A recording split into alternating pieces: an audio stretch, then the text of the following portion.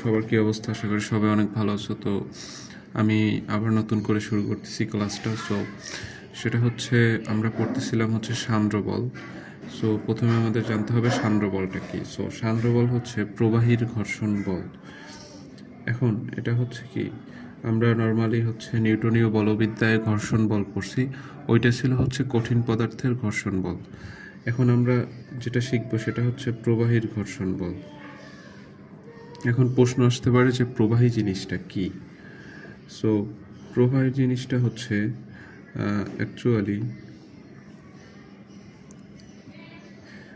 প্রবাহী জিনিসটা হচ্ছে যে সকল পদার্থ প্রবাহ হইতে পারে, অর্থাৎ আমার এখানে লেখা আছে, তোমরা দেখতে পাচ্ছ যে কঠিন কঠিন পদার্থ যেটা দেখতে পাচ্ছ এটা কিন্তু কোনো প্রবাহী না। অর্থাৎ তোমরা দেখতে পাবে যে কঠিন পদার্থ কিন্তু প্রবাহ হইতে পারে না। যেমন হচ্ছে বাতাস কিন্তু প্রবাহিত হয় এবং তরলও প্রবাহিত হয়, কিন্তু তোমরা কখনো কঠিন পদার্থকে প্রবাহিত হইতে দেখো নাই। এই তরল এবং গ্যাসকে আমরা মূলত প্রবাহী পদার্থ বলে থাকি। ইংরেজিতে এটাকে ফ্লুইড বলা হয়, কারণ এই পদার্থগুলো ফ্লো করতে পারে, এই কারণে এদেরকে ফ্লুইডও বলা হয়। এই হচ্ছে অ্যাকচুয়ালি কাহিনী। অ্যান্ড অ্যাকচুয়ালি এটার একটা সূত্র আছে। আমরা যদি গাণিতিকভাবে এটার ব্যাখ্যা দিতে চাই, এখানে আমি চাইলে একটা একটা পাত্র কল্পনা করি এবং এই পাত্রে ধরো হচ্ছে অ্যাকচুয়ালি পাত্রে হচ্ছে গিয়ে তোমার অনেক তরল আছে, ঠিক আছে। এবং এই তরলে আমরা দুইটা লেয়ার কল্পনা করি, ঠিক আছে। দেখো, এই একটা লেয়ার এবং এই একটা লেয়ার। আমরা যদি দুইটা লেয়ার কল্পনা করি, অ্যাকচুয়ালি এখানে কি হইতেছে, একটা নৌকা, ঠিক আছে, এবং একটা হচ্ছে জাহাজ বা লঞ্চ যেটা ধরো, ঠিক আছে। একটা নৌকার যে তলের যে ক্ষেত্রফলটা সেটা বড়, নাকি হচ্ছে একটা জাহাজের ক্ষেত্রফল বড়? একটা জাহাজের ক্ষেত্রফল অবশ্যই বড়। এখন কোন জিনিসটা বেশি বাধা পাইবে, ঠিক আছে, এই পানি তরলে কোন জিনিসটা বেশি বাধা পাইবে? জাহাজটা বেশি বাধা পাইবে নাকি হচ্ছে নৌকাটা বেশি বাধা পাইবে? অবভিয়াসলি হচ্ছে তোমার জাহাজটার বাধা বেশি। বাধা বলতে কি বুঝাইতে চাইতেছি, অ্যাকচুয়ালি যেটা হয় যে ঘর্ষণ বল জিনিসটা কি, যে একটা গতিকে হচ্ছে বিপরীত দিকে বাধা দেয়, ঠিক না? আমরা তো নর্মালি এটাই পড়ে আসছি। যেটার বাধা বেশি ওইটার তো ঘর্ষণ বলটা বেশি, তাই না? অ্যাকচুয়ালি ঘর্ষণ বল বলতে আমরা তরলের ক্ষেত্রে তো সান্দ্র বলকেই বুঝাইতেছি, তাই না? এখানে যেটা হয়েছে যে ক্ষেত্রফল, তলের ক্ষেত্রফল যত বেশি হইবে সান্দ্র বলও তত বেশি হইবে। এক্ষেত্রে আমাদের এই লেয়ারের ক্ষেত্রফল যদি এ হয়, এ বলতে আমি এরিয়া থেকে হচ্ছে এটা আসছে। ক্ষেত্রফল যদি এই লেয়ারটার ক্ষেত্রফল যদি এ হয়, তাহলে এ যদি তাহলে হচ্ছে আর একটা বিষয়, সেটা হচ্ছে এই যে ঘর্ষণ বলটা, এটার একক কি হইবে তোমরা বলতে পারবে?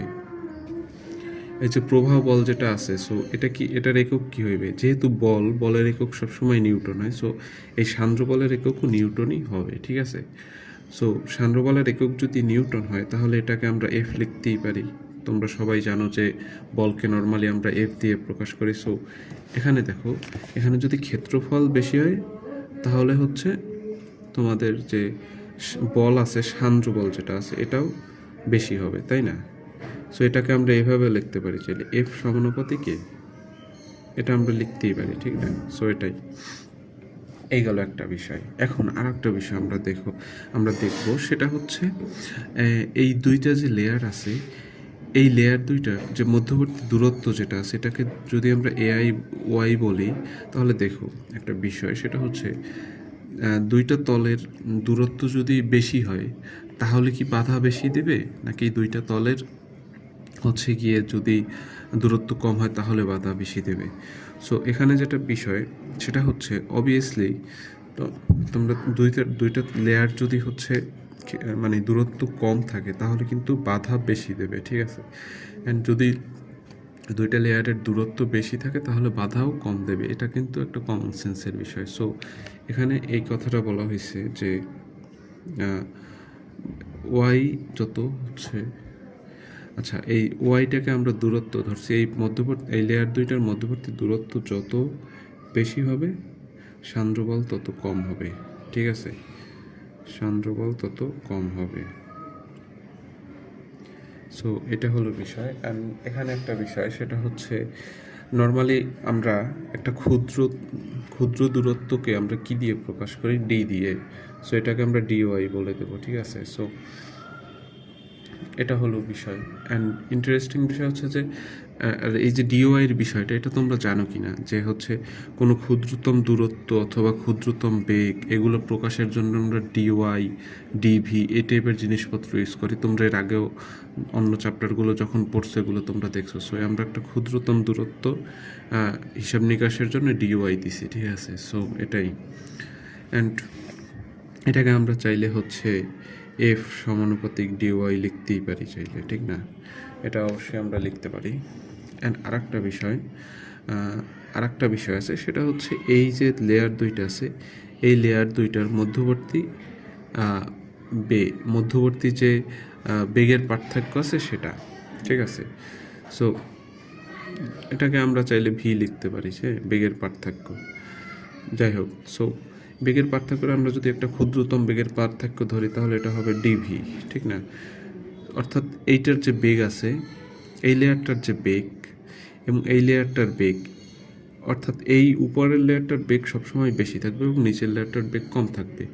সো উপরের লেয়ারটাকে মানে উপরের লেয়ারের বেগটাকে যদি আমরা V1 ধরি, নিচের লেয়ারের বেগটাকে আমরা V2 বলতেই পারি। সো V1 মাইনাস V2, ঠিক আছে? এই হলো বেগের পার্থক্য, ঠিক আছে? সো এই বেগের পার্থক্যটা যত বেশি হবে আমাদের সান্দ্র বলের মানও তত বেশি হবে, ঠিক আছে? সো এটা তোমাদের মনে রাখতে হবে। সো তোমরা দেখো, সেটা হচ্ছে, তাহলে আমরা এখানে এভাবে লিখতে পারি যে ডিভি যত বেশি হবে সান্দ্র বলও তত বেশি হবে।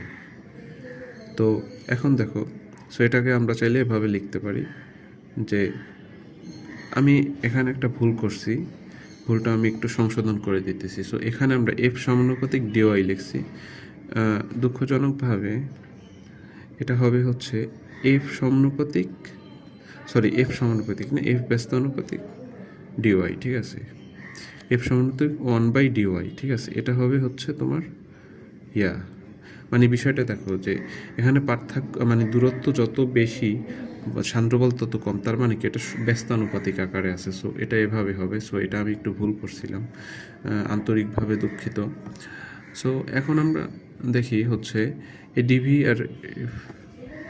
ডিভি এবং এফকে আমরা চাইলে কিভাবে লিখতে পারি, দেখো। সো এখানে আমরা চাইলে এফ সমানুপাতিক ডিভি লিখতে পারি। এখন এই যে তিনটা জিনিস আমরা পাইলাম, এই একটা জিনিস, এই দুইটা জিনিস, এই তিনটা জিনিস, এই তিনটা সম্পর্ককে আমরা যদি একসাথে লিখি তাহলে দেখতে পারবো। অর্থাৎ যেহেতু এই সাইডেও এফ আছে, এই সাইডেও এফ আছে, এই সাইডেও এফ, সো এইটাকে আমরা চাইলে এভাবে লিখতেই পারি, এফ সমানুপাতিক এ ইন্টু ডিভি বাই ডিওয়াই। চাইলে আমরা এটা লিখতেই পারি না? অবভিয়াসলি পারি। সো এই হচ্ছে ঘটনা। এখন এখানে একটা জিনিস খেয়াল করো, সেটা হচ্ছে সরণের সাপেক্ষে এখানে একটা জিনিস, এটাকে যদি আমরা একটু ভালোভাবে লিখি, এ ইন্টু ডিভি বাই ডিওয়াই, ঠিক আছে? এই হলো আমাদের অ্যাকচুয়াল সমীকরণটা। এখন এই সমীকরণ থেকে আমাদের হচ্ছে এই যে সমীকরণটা আছে এটা থেকে এবার দেখা যাচ্ছে। সো এই যেটা আছে এটা থেকে আমরা যদি একটা সমীকরণ বের করি, সমানুপাতিক উঠিয়ে দিতে চাই, তাহলে অবশ্যই আমাদের একটা ধ্রুবক আনতে হবে। সো এই ধ্রুবকটা মূলত হচ্ছে ইটা, এই ধ্রুবকটাকে ইটা বলা হয়। অ্যান্ড এই ধ্রুবকটার নাম হচ্ছে অ্যাকচুয়ালি সান্দ্রতাঙ্ক। আরও কয়েকটা নাম আছে। সো এটাকে আর একটা নামে বলা হয় সান্দ্রতাঙ্ক।